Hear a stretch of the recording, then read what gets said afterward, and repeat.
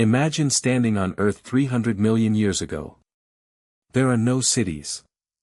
No roads. No airplanes. No humans. And there are not even any dinosaurs. Instead, you are surrounded by enormous forests, strange creatures, giant insects, and a world that would look almost completely alien to us. But the story of life on Earth did not begin with dinosaurs. In fact, dinosaurs appeared incredibly late in the history of our planet. Long before the first dinosaur ever walked across the Earth, millions of species had already lived, evolved, fought for survival, and disappeared forever. So what exactly was on Earth before the dinosaurs? What did the planet look like? What animals ruled the land and the oceans? And how did the world eventually become ready for the age of dinosaurs? To answer those questions, we have to travel hundreds of millions of years into the past. The Earth is about 4.5 billion years old. For most of that enormous amount of time, there were no dinosaurs, no mammals like the ones we know today, and certainly no humans. The earliest life was incredibly simple. Tiny organisms lived in the oceans, long before animals had bones, eyes, legs, or even recognizable bodies. For billions of years, life remained mostly microscopic. But slowly, something extraordinary happened. Organisms became more complex. Oceans filled with new forms of life. Eventually, creatures developed bodies, nervous systems, shells, eyes, and the ability to move through their environment. This transformation would eventually lead to one of the most important periods in the history of life, the Cambrian explosion. Around 540 million years ago, the oceans suddenly became much more diverse. Scientists call this period the Cambrian explosion. For the first time, many of the major body designs that would later appear throughout the animal kingdom began emerging. The oceans were filled with strange creatures that looked nothing like modern animals. Some had hard shells. Others had multiple legs, unusual eyes, or flexible bodies. One famous creature was Anomalocaris, a large predator with a strange circular mouth and grasping appendages. It could grow to nearly a meter long, making it one of the terrifying hunters of its ancient world. But even these creatures were still far removed from dinosaurs. There were no giant reptiles walking across continents. Almost everything happened beneath the surface of the ancient oceans. Eventually, some animals began developing primitive backbones. Among them were early relatives of vertebrates, the enormous evolutionary group that would eventually include fish, amphibians, reptiles, birds, mammals, and humans. At first, these creatures were small and relatively simple. But evolution does not stay still. Over millions of years, fish became more advanced.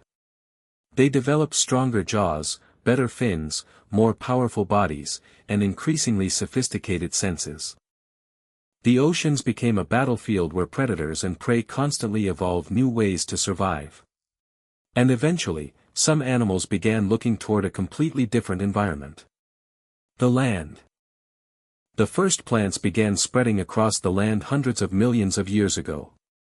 At first, the landscape was nothing like the forests we know today. There were no flowering plants, no grass, and no familiar trees. Instead, early vegetation slowly covered parts of the planet. Moss-like plants, primitive vascular plants, and eventually larger forests transformed barren landscapes into green ecosystems. This created something revolutionary. Food was now available on land. And where there is food, animals eventually follow. The first creatures to venture onto land were not dinosaurs. They were ancient arthropods and other small organisms that had evolved from aquatic ancestors. Some of these early land animals were tiny. But the next stage of evolution would produce creatures that were much more impressive. Around 370 million years ago, fish-like animals began developing features that allowed them to survive outside water for longer periods. One famous example is Tiktaalik. Tiktaalik looked like a strange combination of fish and primitive land animal. It had fins, scales, and a body adapted to life in shallow water, but it also possessed strong bones inside its fins that resembled the basic structure of limbs. Animals like Tiktaalik represent an important stage in the transition from aquatic life to life on land. Over generations, these adaptations became more advanced. Eventually, the first true four-legged vertebrates appeared. These early amphibians were among the pioneers of life on land. But they still depended heavily on water. Something even more important was about to happen. The evolution of the amniotic egg changed everything. Unlike amphibians, early reptiles and their relatives could reproduce without returning to water to lay their eggs. Their eggs contained protective membranes that created a self-contained environment for developing embryos. This seemingly simple innovation gave these animals a huge advantage. They could travel farther from rivers, lakes, and swamps. They could live in drier environments. And most importantly, they could reproduce on land. This opened enormous areas of the planet to vertebrate life. From these early land animals came two major evolutionary branches. One would eventually lead toward mammals.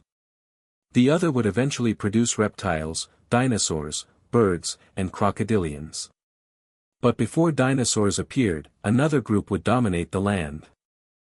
These animals were called synapsids. Today, the name might not sound familiar, but their descendants are incredibly important.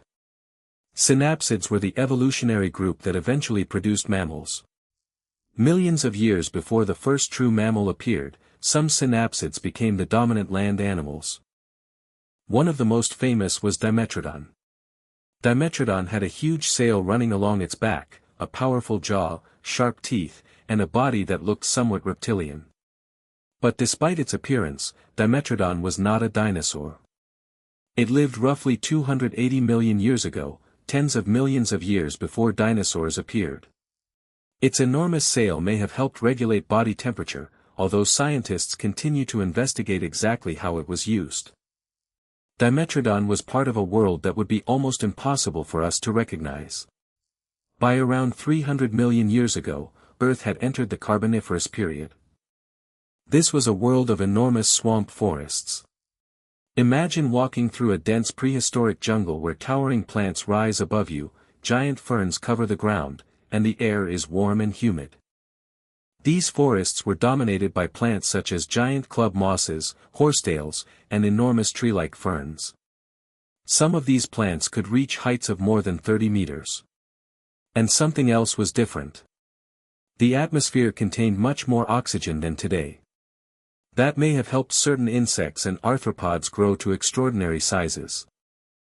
One of the most famous creatures from this period was Arthropleura.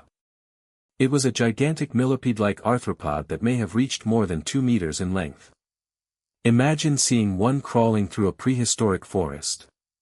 It would have been longer than many humans are tall. But Arthropleura was not the only giant.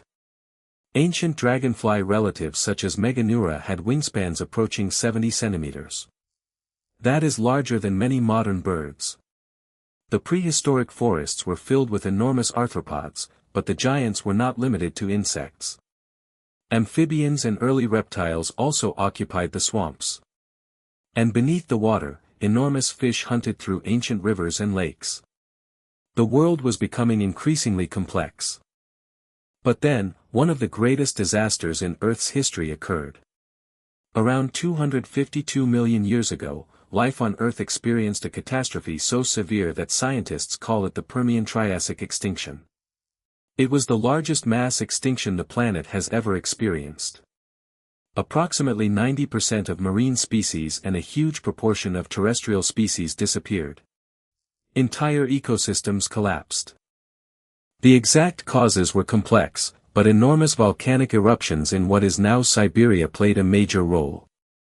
These eruptions released massive amounts of gases into the atmosphere. Temperatures rose. Oceans became more acidic. Oxygen levels in some environments dropped.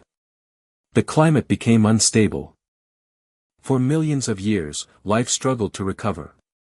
But extinction does something strange. It destroys ecosystems, but it also creates opportunities. With so many dominant species gone, empty ecological niches were everywhere. And this was the beginning of a new chapter. The survivors entered the Triassic period.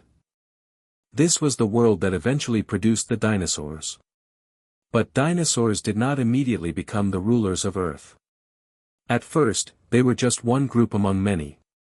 The Triassic world was filled with strange reptiles, early relatives of crocodiles, primitive mammals, and countless other creatures. Some predators were much larger and more powerful than the earliest dinosaurs.